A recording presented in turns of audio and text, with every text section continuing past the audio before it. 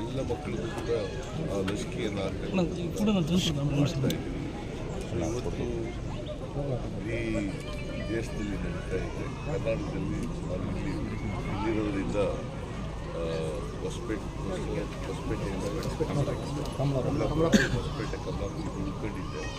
ಹಾಗಾಗಿ ಇಲ್ಲಿ ಈ ಅಭಿಯಾನ ಚಾಲನೆ ಸರ್ ನಿನ್ನೆ ಬ್ಲಾಸ್ಟ್ ಸಂಬಂಧಪಟ್ಟಂಗೆ ಯಾರೋ ಅರೆಸ್ಟ್ ಮಾಡಿದ್ದಾರೆ ಸರ್.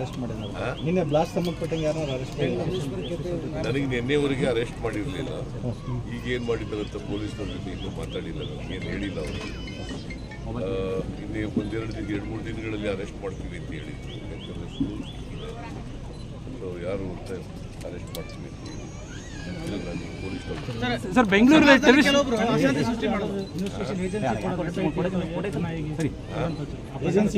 ಎನ್ಐಗೆ ಏನಾದ್ರು ಕೊಡ್ತೀರಾ ಸರ್? ಉನ್ನತ ತನಿಖೆಗೆ ನಾವು ವಹಿಸ್ತೀರಾ ಅಂತ ಈಗ CCB ವಹಿಸಿದ್ದೀವಿ.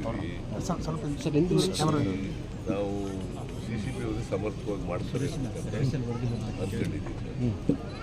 ನೋಡೋಣ. ಸರ್ FSL ವರದಿ ಏನು? ಇನ್ನೂ ಇನ್ವೆಸ್ಟಿಗೇಷನ್ ನಡೀತಾ ಇದೆ.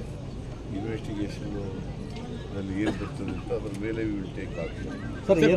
ಸರ್ ಪಾಕಿಸ್ತಾನ ಜಿಂದಾಬಾದ್ ಘೋಷಣೆ ಕೂಗಿದೆ. FSL ವರದಿ ಏನಾದ್ರು ಬಂತ? ಬಂದಿಲ್ಲ. ಸರ್ ಹಂಪಿ ಯೂನಿವರ್ಸಿಟಿ ಬಗ್ಗೆ ಏನು ಹೇಳ್ತೀರಾ ಸರ್? ಮೂಲಭೂತ ಸೌಕರ್ಯದಿಂದ ವಂಚಿತ ಆಗಿದೆ ನಮ್ಮಲ್ಲಿ ಶುಗರ್ ಫ್ಯಾಕ್ಟರಿ ಹಂಪಿ ಯೂನಿವರ್ಸಿಟಿ.